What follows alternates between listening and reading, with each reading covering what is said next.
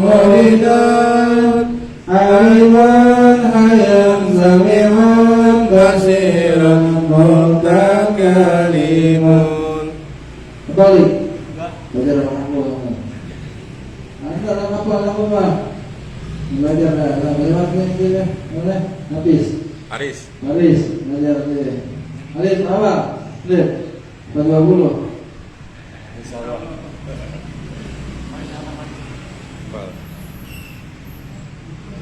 Maka kita masuk pada pembahasan sifat Allah Subhanahu wa taala yang keempat.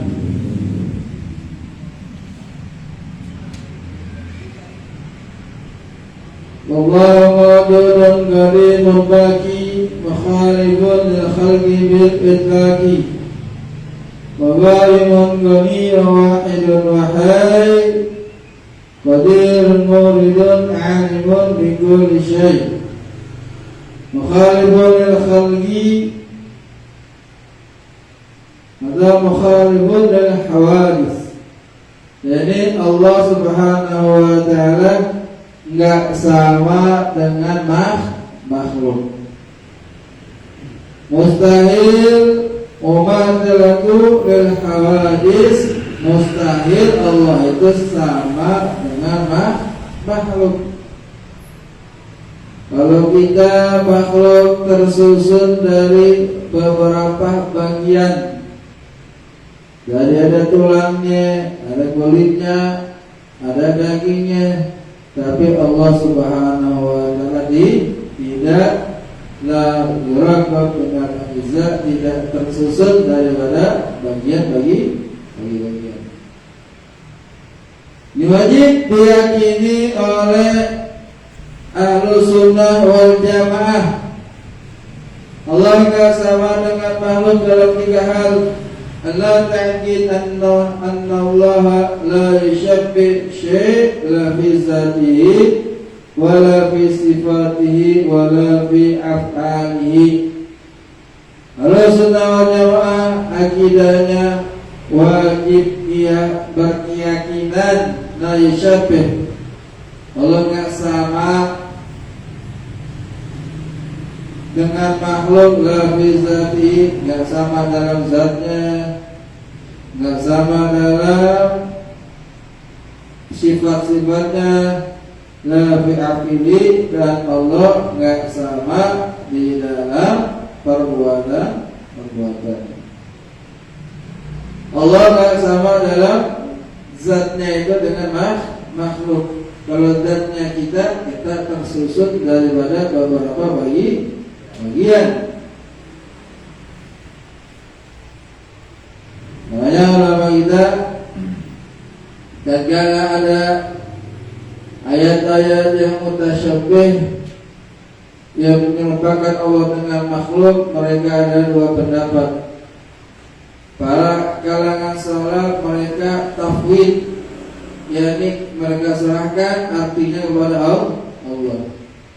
Seperti yadullah fawqa aydihim, tangan Allah di atas tangan-tangan mereka. Ulama kalam salaf mereka tafwid. Jadi apa? Menyerahkan artinya kepada Allah. Apa yang maksud dengan yadul ta'ala. Tapi ulama khalaf setelah salaf mereka takwil bahwasanya yang dimaksud yadullah ini adalah kekuasaan qudrah, kekuasaan Allah di atas kekuasaan mereka. Jadi ada kalimat tasyabuh dalam Al-Quran, ada kalimat yang menyerupakan dengan makhluk. Mereka para khalaf ulama kita mereka mentakwil. Beda dengan salaf Wahabi, mereka mujassim. Mereka ini menjisimkan Allah itu punya ibadah dulu kau mujassimah. Golongannya udah enggak ada seperti Mu'tazilah, Musyabbihah, Mujassimah. Itu mereka golongan-golongan udah enggak ada.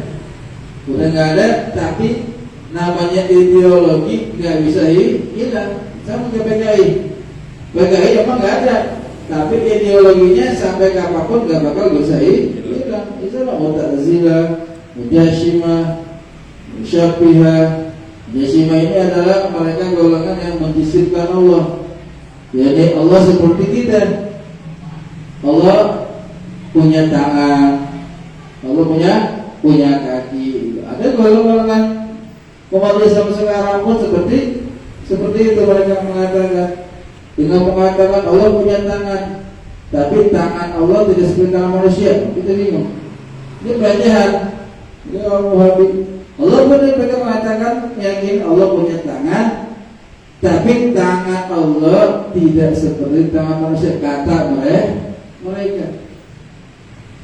Tangan Allah tidak seperti tangan manusia, berarti masih punya tangan kan? Kalau tangan Allah tidak seperti tangan manusia, berarti Allah masih punya tangan. Tapi kalau pada ulama kita Asy'ari wal Maturidi wajib berkeyakinan Allah itu tidak sama seperti makhluk dalam zatnya. Itu namanya pelecehan. Sama kayak kita ngatain orang, jadi seperti anjing, tapi tidak seperti anjing biasanya. Kira mana kata orang? Mana kata gitu dia? Mana? Tapi tidak seperti anjing biasanya dia gitu.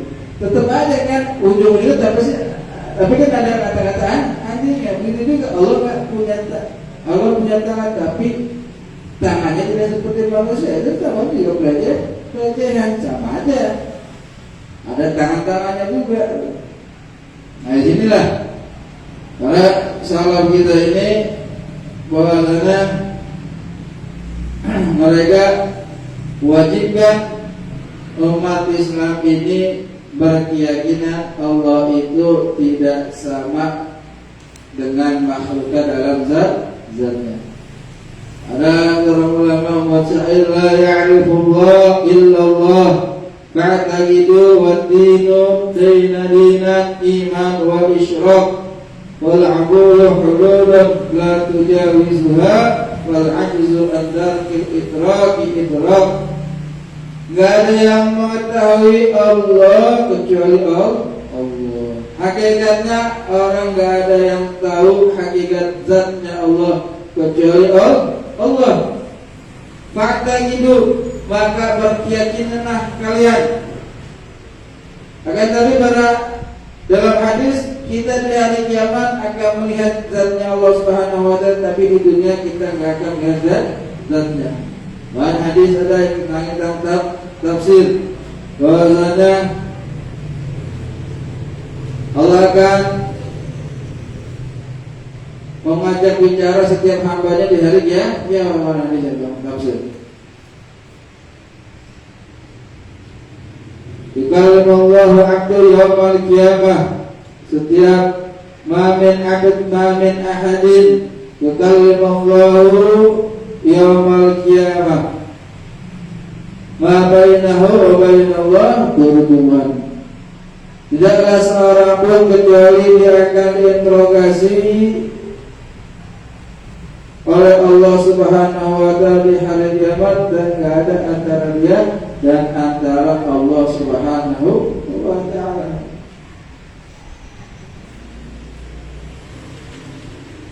Dalam hadis juga bahwasanya kita akan melihat, kata Rasulullah dalam hadis, kita akan melihat Allah Subhanahu wa taala di hari kiamat kal qamar lailatul badr, seperti kita melihat bulan di malam bulan purnama.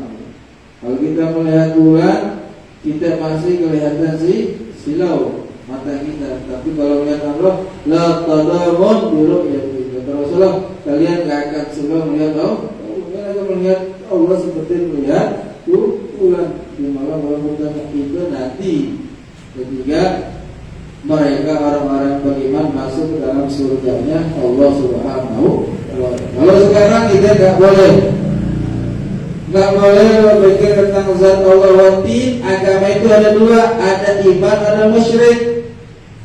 wal uqul hudud, dan akal itu terbatas. La tujawizuha, akal itu terbatas. Manusia sepandai-pandainya dia berpikir ada batasnya.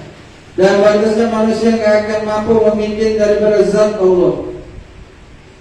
Wal ajzu an tarkil idrak al-idrak. Sayyidina Abu Bakar Siddiq mengatakan wal ajzu an tarkil idrak al-idrak wal bahsu fi dzatihi kufur wa isyrak. Orang yang enggak mampu memikirkan zat Allah itu orang yang benar. Dan membahas tentang zat Allah kafir dan musyrik. Nggak boleh kita bahas zat Allah. Nggak boleh kita berpikir tentang zat Allah. Karena yang tergambar dalam pikiran kita pasti sesuatu yang baru, yang makhluk. Nggak akan mampu pikiran kita berpikir tentang zat Allah. La tafakkaru bi zatillah. Jangan kau berpikir tentang zat Allah. Juga Allah mengatakan wa kullu ma khatara bi balik wallahu laisa kadzalik. Kalau ada lintasan dalam hati kita, Allah seperti ini, Allah begini, Allah begitu, maka yakinilah wallahu laisa kadzalik. Allah tidak seperti apa yang ada di pikiran kita. Enggak mampu.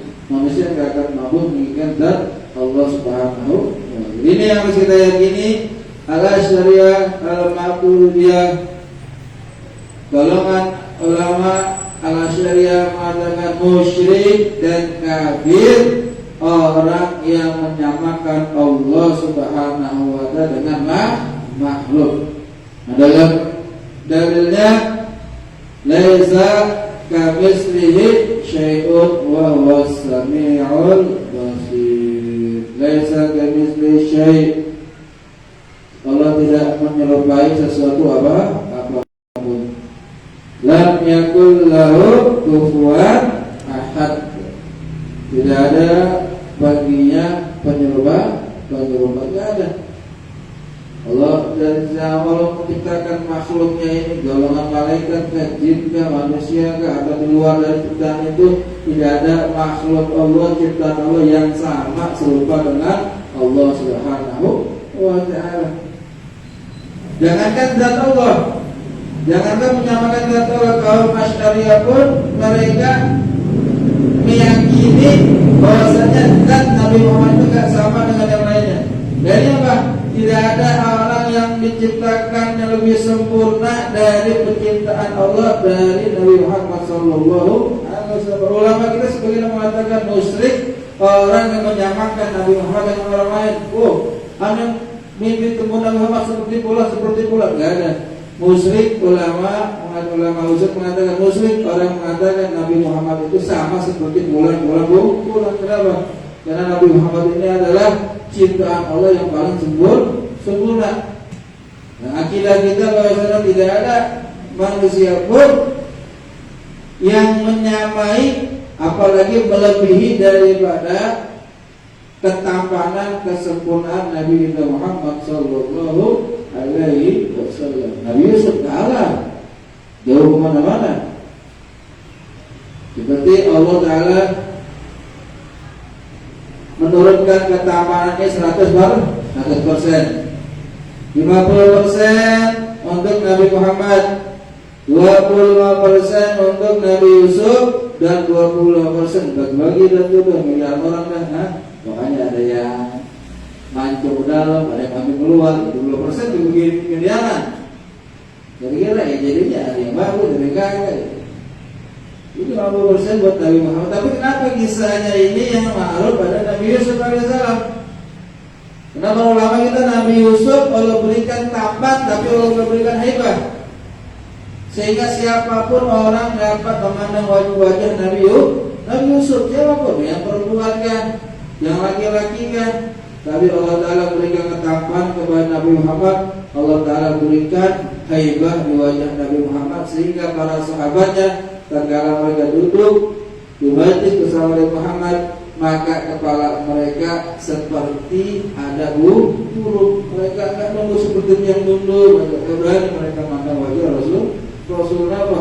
Karena haibahnya luar biasa Allah berikan di wajah Nabi Maka kalau kita lihat syama'il, riwayat-riwayat tentang fisik-fisik Nabi Muhammad itu banyak yang meriwayatkan anak sahabat yang dulunya itu kecil, seperti Anas bin Malik, masih kecil kan dirawat oleh Rasulullah. Itu banyak yang diriwayatkan Anas bin Malik, kenapa? Masih kecil, kan masih kecil nggak paham, nggak paham orang masih kecil. Itu orang-orang dewasa mereka hebat melihat wajah Rasulullah, apalagi menyamakan Allah dengan makhluk.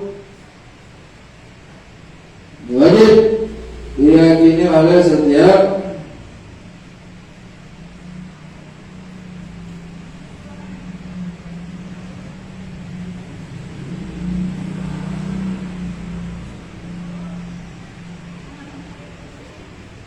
seperti ada ayat juga, ayat mutasyabih alladzi khalaqas samawati wal arda ma bainahuma fi sittati ayyam wa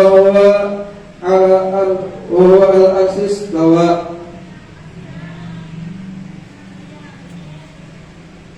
Allah yang telah menciptakan langit dan bumi dan apa yang ada di antara keduanya dalam waktu 6 hari, dan Allah bersemayam di atas arsy. Ini pun ayat mutasyabih, ayat yang menyerupakan Allah dengan makhluk, yakni Allah bertempat. Dan para ulama kita pun mereka mentafsirkan, mentakwil daripada ayat tersebut. Lalu bagaimana mereka yang mengakini Allah itu ada di tempat, Allah bersemayam di langit pertama atau keberapa, atau Allah bersemayam di arsy? Sayyidina Ali radhiyallahu ta'ala anhu berkata dalam risalah Qusairiyah, "Kana Allah wa la makan wa huwa ala ma alaihi kan." Allah ada. Allah ada. Wa la makan, dan Allah tidak bertempat. Wa huwa dan Allah sekarang dan Allah yang dulu sama keadaannya, tidak bertempat. Sekarang arsy ciptaan Allah bukan? Hah? Allah ciptaan Allah bukan? Allah makhluk bukan? Allah arsy makhluk bukan? Arsy makhluk. Arsy adalah ciptaan Allah. Sesuatu ciptaan Allah pasti dia ada permulaannya ya, dan kala diciptakan oleh Allah. Lah kalau arsy diciptakan sebelum arsy diciptakan Allah di mana? Kalau ada orang keyakinan Allah bersemayam di arsy, lah sebelum Allah ciptakan arsy, Allah ada di mana? Ada Sayyidina Ali, Allah kan wala makan wa huwa ala ma'alaihi kan, Allah ada dan tidak bertempat. Dan Allah sekarang, Allah dulu sama, Allah gak bertempat. Walaupun Allah telah menciptakan arsy, Allah tidak berpindah, karena gak boleh Allah berpindah. Maksudnya betul, Allah mustahil Allah berpindah. Kalau Allah berpindah berarti Allah lemah. Allah dulu gak bertempat, setelah menciptakan arsy lalu Allah pindah di atas arsy, berarti apa? Allah lemah, dan mustahil Tuhan itu lemah.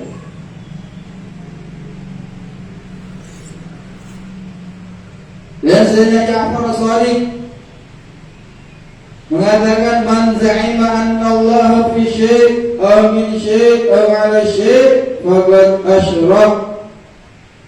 Siapa orang yang berkeyakinan bahwasanya Allah fi syai', Allah ada dalam sesuatu, Allah ada di dalam sesuatu, aw min syai', atau Allah terbuat dari sesuatu, ala syai' atau Allah ada di atas sesuatu, faqad asyrak, kagak ada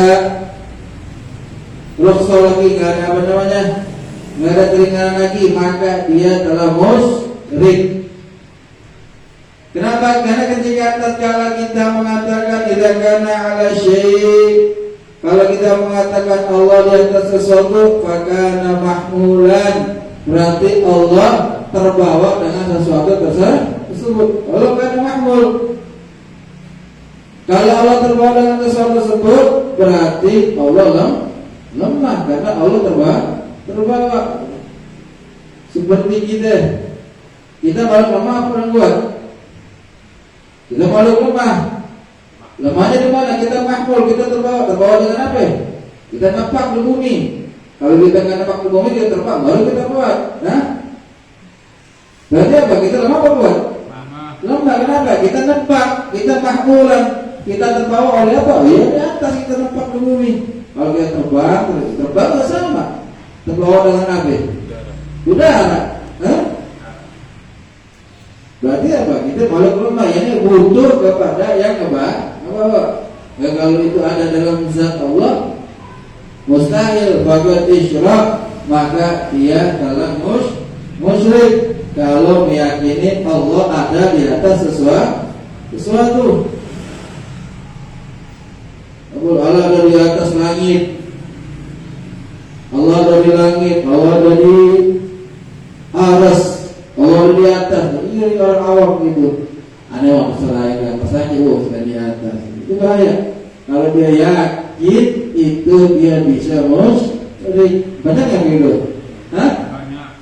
Ada terserah di atas aja. Insya Allah kita kalau kita apa kita ngomong jawab dengan insya Allah. Jangan terserah di atas. Kalau kita yakin Allah ada di atas, Allah kita musyrik. Sekarang logika, kalau emang Allah ada di atas, sedangkan ada yang mengatakan, ada hadis yang mengatakan bahwa aqrabul abad indallah wa huwa sajid, paling dekatnya seorang hamba kepada Allah ketika dia sujud. Sekarang orang sujud duduk dengan orang berdiri, lebih dekat mana kalau Allah di bawah? Dekat sujud. Bertentangan enggak? Semua bertentangan semuanya. Maksudnya hadis Nabi pun juga perlu ada yang mentakwil para ulama, bukan berarti Allah ada di bawah. Kalau ada yang orang makan di atas, ada yang mengatakan hadis Allah ada di bawah. Kalau ada yang mengatakan hadis di bawah, ada yang mengatakan hadis Allah ada di atas tuh.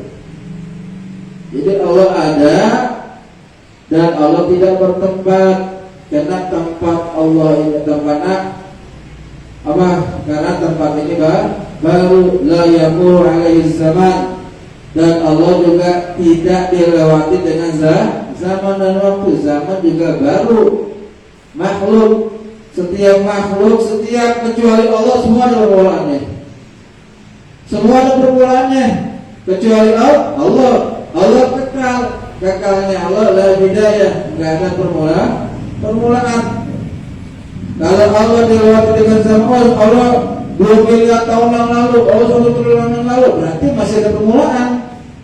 Allah la yamur alaihi zaman, Allah tidak dilewati akan zaman dan waktu, karena semuanya itu baru makhluk, mustahil bagi Allah.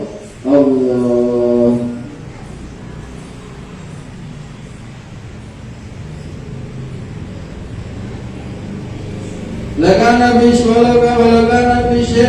maksuran, seandainya Allah itu ada dalam sesuatu, berarti Allah itu terbatas. Kalau Allah ada di dalam sesuatu seperti kita ada di dalam rumah, berarti jasad kita ini terbatas di lingkupan rumah kita aja. Mungkin gak hal tersebut ada di zat Allah? Ya gak mungkin Allah itu terbatas. Kalau Allah ada di langit, berarti Allah dibatasi dengan langit. Bisa apa seperti kita ada dalam majlis, berarti kita terbatas. Ruang lingkup kita hanya ada dalam majlis. Seandainya lawan fisya, ada orang mengatakan Allah ada dalam sesuatu, maka dia musyrik. Kenapa? Kalau Allah ada dalam sesuatu, berarti Allah maksud, Allah itu terbatas, terkurung dengan sesuatu. Tidak mungkin, mustahil Allah terkurung dalam sesuatu. Walau kana min syai' lakana muhadisan, kalau Allah terbuat dari sesuatu pun berarti Allah muhdis, Allah makhluk, nggak mungkin Allah terbuat dari sesuatu. Kalau terbuat dari cahaya mustahil, karena cahaya juga Allah terbuat dari ini, terbuat dari itu, semuanya muhdis. Buatan adalah sesuatu yang baru, makhluk pasti ada permulaannya dan mustahil bagi Allah. Paham nih? Ini dulu paham ini masalah kita. Kalau masalah kita beda dengan fikih. Kalau fikih kita salah, paling dosa, paling betul-betul dosa gede. Kalau kita masalah kita salah, batal. Jeblok kita gimana? Hancur kita merambalan. Itu masalah kita. Kalau kita nggak ada kesalahan, masalah kita nggak ada toleransi lagi udah. Kalau masalah kita nggak ada khilaf, nggak ada perbedaan pendapat. Nggak ada perbedaan pendapat ulama dulu sampai ulama sekarang nggak ada perbedaan pendapat, tetap mereka satu pendapat. Tapi kalau fikih terkadang satu mazhab aja bisa berbeda-beda, para ulama beda pendapat. Tapi kalau tauhid itu sama dengan ilmu matematika, ilmu pasti. Satu tambah berapa dik? Berapa? Dua apa tiga dik? Berapa? Satu berapa? Dua. Di Amerika kira-kira tiga enggak? Tetap di mana-mana yang tertanya orang mana negara mana pasti satu tambah satu dua. Pasti nggak itu? Ilmu pasti itu kita tauhid itu ilmu pasti. Ketika ditanya ulama Ahlussunnah Jamaah mengatakan Allah nggak terbuat dari sesuatu, Allah nggak ada di atas sesuatu, Allah nggak ada dalam sesuatu, itu semua ulama syariah sepakat. Orang yang mengatakan Allah terbuat sesuatu musyrik, kafir. Allah ada di atas sesuatu, Allah ada di atas aras, Allah ada di atas langit, dia yakin, musyrik. Allah ada di dalam sesuatu, musyrik. Kan semua ulama Ahlussunnah Jamaah sepakat mereka musyrik.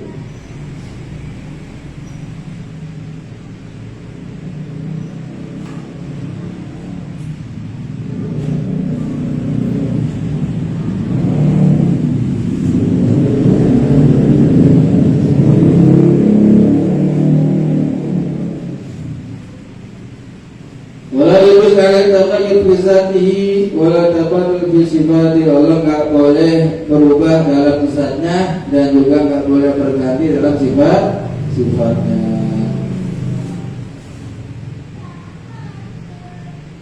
Adapun Allah bersemayam di atas aras, bahwasanya Sayyidina Ali bin Abi Thalib mengatakan inna Allah khalaqal aras idhara li qudratihi wa lam yattakhidhu makanan li zati. Allah menciptakan aras itu kata Sayyidina Ali bin Abi Thalib untuk menampakkan kekuasaannya, bukan untuk mengambil tempat dengan zatnya. Dan Ali mengatakan Allah menciptakan aras bukan untuk Allah mengambilkan tempat atau membuat rumahnya, bukan. Tapi Sayyidina mengatakan Allah menciptakan aras untuk menampakkan ciptaannya kepada seluruh ciptaannya. Kenapa? Karena ciptaan Allah yang paling besar adalah aras. Wa huwa rabbul arsyil azim. Dan Allah pemilik pemilik aras yang besar. Allah mengatakan azim itu bukan sesuatu yang biasa. Kalau kabil banyak sama artinya kabil dan azim. Tapi kalau Allah mengatakan azim itu sesuatu yang luar biasa. Allah katakan kepada Muhammad wa innaka la'ala khuluqin azim. Allah mengatakan bukan karim, tapi Allah mengatakan azim. Oh, sungguhnya engkau mempunyai perangai budi pekerti yang azim, yang agung. Begitu Allah mengatakan aras bukan kabir tapi azim, berarti apa? Ciptaan aras. Allah tidak arasnya maha dahsyat dan maha besar. Tapi juga jangan kita berpikir nanti Allah lebih besar dari aras, jangan juga. Yang kita juga memikirkan Allah besar, aras besar begitu, bagaimana Allah? Jangan, nggak boleh. Kita nggak boleh berpikir tentang zat Allah besar. Allah maha besar, tapi jangan kita berpikir tentang besar. Allah itu nggak diliputi dengan besar, Allah nggak diliputi dengan kecil, Allah nggak diliputi di atas, Allah nggak di bawah, Allah nggak di depan, Allah nggak di belakang. Allah nggak di kanan, Allah nggak di kiri, Allah bebas dari 8 arah. Atas, bawah, kanan, kiri, depan, belakang. 8 Allah bebas semuanya. Allah nggak besar dan Allah kagak kecil. Jangan kita pikirin Allah gila bisa gitu ya. Banyak orang pikirin Allah gila yang bisa sekarang nggak mampu otak itu. Kita harus yakin Allah itu ada. Makanya kan magom ihsan, fondasi Islam itu ada 3. Dan terakhir adalah magom ihsan, anta'budallah karena fatarah. Engkau menyembah Allah seakan-akan engkau melihat Allah. Lam yakun tarah yaraka. Kalau engkau enggak melihat Allah, Allah yang melihatmu.